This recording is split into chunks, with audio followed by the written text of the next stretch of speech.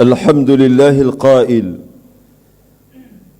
سبحان الذي أسرى بعبده ليلا من المسجد الحرام إلى المسجد الأقصى الذي باركنا حوله لنريه من آياتنا إنه هو السميع البصير أشهد أن لا إله إلا الله وحده لا شريك له وأشهد أن محمدا عبده ورسوله اللهم صل وسلم على سيدنا محمد وعلى آله وصحبه أجمعين أما بعد فيا أيها المسلمون اتقوا الله أوصيكم وإياي بتقوى الله فقد فاز المتقون قال الله تعالى يا أيها الذين آمنوا اتقوا الله حق تقاته ولا تموتن إلا وأنتم مسلمون. Muslimin yang dirahmati Allah sekalian, marilah kita tingkatkan ketakwaan kehadrat Allah Subhanahu wa taala dengan menunaikan segala perintahnya serta meninggalkan segala larangannya. Semoga kita beroleh kejayaan di dunia dan di akhirat, bersempena memperingati peristiwa Isra' dan Mi'raj. Khatib ingin menggalakkan para jemaah sekalian untuk sama-sama menghayati khutbah pada hari ini yang bertajuk Isra' Mi'raj, amanah dan tanggungjawab salat. Hadirin Jumaat yang dikasihi Allah sekalian, di antara perkara yang sangat penting ketika Nabi Muhammad sallallahu alaihi wasallam di Isra' dan di Mi'rajkan ialah perintah menunaikan salat fardu. Pada mulanya Allah Subhanahu wa taala telah memberikan wahyu kepada baginda Nabi Muhammad sallallahu alaihi wasallam supaya menunaikan salat fardu 50 waktu sehari semalam.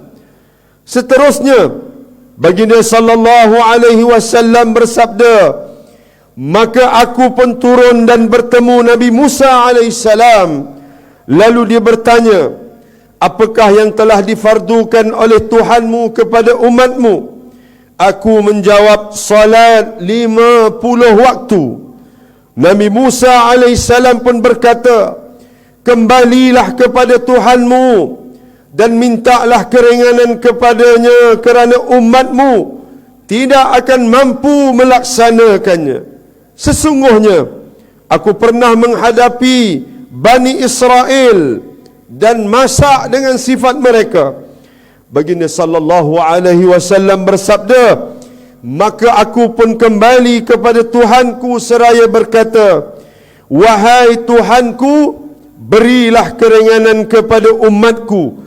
Lalu Allah Subhanahu wa taala pun mengurangkan 5 waktu salat daripadaku.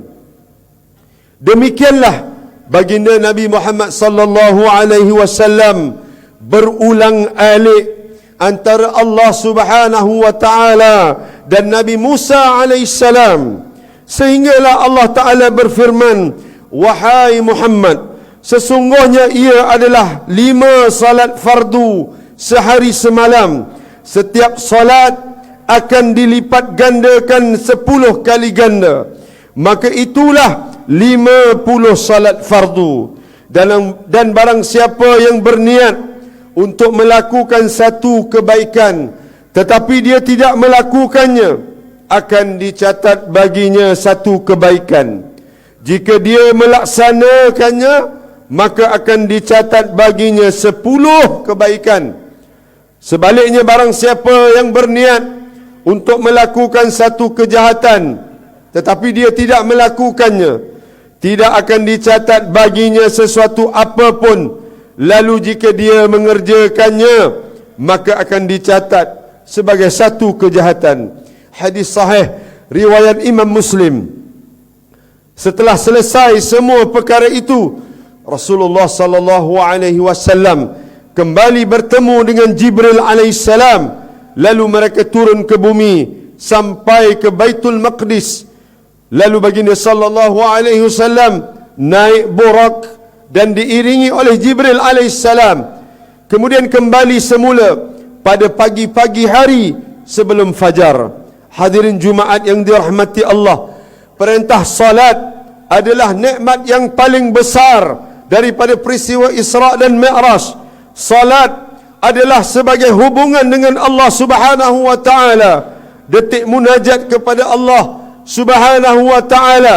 Sepatutnya salat bersifat sempurna, tersisih daripada alam kebendaan, nafsu, syahwat dan fitnah, agar tertempu sepenuhnya kepada zat Tuhan, sehingga akan dapat merasakan kelazatan wujud di sisi Tuhan. Salat itu merupakan tunggangan borak seorang mukmin menembusi lapisan-lapisan langit yang bertingkat-tingkat menuju Allah Subhanahu wa taala. Antara syarat diterima salat ialah merendahkan diri kepada kebesaran Allah Subhanahu wa taala, menjauhi sifat takabur, ujub dan dusta, berkasih-kasihan, hormat menghormati sesama manusia, sentiasa bertaubat, mengingati Allah, menyayangi orang-orang miskin, ihsan dan banyakkan bersedekah, bahkan membantu serta meringankan beban orang-orang yang sedang ditimpa bencana. Sebenarnya orang yang salat itu digolongkan kepada beberapa golongan. Yang pertama, menzalimi diri, iaitu orang yang mengerjakannya dengan tidak sempurna. Yang kedua, menjaga dan memelihara waktu tetapi tidak mengawal nafsunya. Yang ketiga, memelihara waktu, batas dan rukun, serta menolak was-was dan melawan musuh ketika salat dan berjihad. Keempat, menyempurnakan segala hak salat zahir dan batin. Dan yang kelima, menyempurnakan segala hak salat zahir dan batin dan mengawal hatinya. Salat yang sebenar, yang sebagaimana yang dilakukan oleh Rasulullah sallallahu alaihi wasallam. Hadis daripada Malik bin Huraithah radhiyallahu an, bahawa Rasulullah sallallahu alaihi wasallam bersabda, yang bermaksud sallu kama raaitumuni usalli, sembahyanglah kamu sebagaimana kamu melihat aku sembahyang. Hadis riwayat Imam Al-Bukhari. Jadikanlah salat itu salat yang dapat mencegah diri daripada perkara keji dan mungkar. Firman Allah Ta'ala di dalam surah Al-Ankabut ayat 45, wa aqimis salah innas salata tanha 'anil fahsya'i wal munkar, dan dirikanlah sembahyang dengan tekun, sesungguhnya sembahyang itu mencegah dari perbuatan yang keji dan mungkar. Dalam kitab Muniyatul Musalli menjelaskan salat itu ada yang zahir dan ada yang batin. Zahirnya ialah Al-Fatihah, ruku', i'tidal, dua sujud, duduk antara dua sujud, tahiyat dan salam, perkara-perkara sunat dan syarat-syaratnya. Manakala yang batin, yang sangat dituntut ialah khusyuk, hadir hati, ikhlas, tazallul, yakni merasa kehinaan diri, memahami makna bacaan, tasbih dan lain-lain lagi. Hadirin Jumaat yang dirahmati Allah, salat mempunyai kesan yang besar. Antaranya membentuk kejujuran bermuamalah, menunaikan amanah, pergaulan yang baik, berakhlak, mengutamakan orang lain, menahan diri dari menyakiti orang lain, mewujudkan kasih sayang walau di mana sahaja kita berada. Salat itu adalah tiang agama. Kesan salat pula ialah melatih diri supaya sentiasa bersih, melatih diri supaya sentiasa tenang, melawan sifat terburu-buru, melahirkan individu yang berjiwa besar, melazimi takut hanya kepada Allah Azza wa Jal, menanam rasa malu, menyucikan jiwa dan akhlak, menjaga waktu, bergaul dengan orang-orang yang baik, hidup penuh dengan kejujuran, ikhlas dan berilmu. Hadirin Jumaat yang dirahmati Allah, antara peristiwa yang diperlihatkan kepada Nabi sallallahu alaihi wasallam ketika Isra dan Mi'raj itu ialah diperlihatkan golongan yang mengumpul kayu api tidak mampu dipikul, namun ditambahnya lagi bandingan manusia yang tidak upaya menyempurnakan amanah. Walau bagaimanapun dia masih menerima amanah, seperti mana yang diriwayatkan oleh Imam Al-Baihaqi dalam Dalail Al-Nubuwah. Negara Islam yang bertamadun sudah semestinya ada pentadbiran dan penjawab awamnya. Sekiranya mereka menjalankan tugas dengan amanah, akan terlaksanalah cita-cita membangunkan dan memajukan umat Islam. Sebaliknya, kalau mereka cuai dan tidak melaksanakan tanggungjawab mereka dengan amanah atau tidak aktif, maka samalah seperti orang yang sudah tiada upaya memikul kayu api tetapi ditambah lagi bebanannya. Ini tidaklah bererti umat Islam disuruh lari daripada tanggungjawab, tetapi mengukur dirinya supaya berada di tempat yang selayaknya. Satu perkara, jika diserahkan kepada orang yang tidak berkelayakan, maka akan menemui kemusnahan. Firman Allah Subhanahu wa taala di dalam surah Al-Anfal yang bermaksud, janganlah kamu mengkhianati amanah-amanah yang dipercayakan kepada kamu sedangkan kamu mengetahui. Hadirin yang dikasihi sekalian, sebagai penutup khutbah pada hari ini, marilah sama-sama kita menghayati pengajaran yang berikut. Yang pertama, Isra dan Mi'raj adalah ujian kepada keimanan dan pengabdian kepada Allah Subhanahu wa taala. Yang kedua, umat Islam terutamanya para pemimpin hendaklah menjaga salat, amanah dan tanggungjawab dengan sempurna supaya terhindar daripada balasan azab neraka Allah jika mengkhianatinya. Umat Islam hendaklah memelihara hak dan amanah terhadap harta dan anggota tubuh badan, terutamanya mulut, dan juga memelihara serta melatih keluarga istiqamah mendirikan salat. A'udzubillahi minasyaitanir rajim. Wa'mur ahlaka bis salati wastabir 'alaiha la nas'aluka rizqa nahnu narzuquk wal 'aqibatu lil taqwa, yang bermaksud, dan perintahkanlah keluargamu serta umatmu mengerjakan sembahyang, dan hendaklah engkau tekun bersabar menunaikannya. Kami tidak meminta rezeki kepadamu, bahkan kamilah yang memberikan rezeki kepadamu. Dan ingatlah, kesudahan yang baik adalah bagi orang-orang yang bertakwa. Barakallahu li wa lakum fil Qur'anil azim wa nafa'ani wa iyyakum bima fihi minal ayati wa dhikril hakim wa taqabbala minni wa minkum tilawatah innahu huwas samiul alim. Aqulu qawli hadha wa astaghfirullahal azim li wa lakum wa lisairil muslimin wal muslimat fastaghfiruh innahu huwal ghafurur rahim.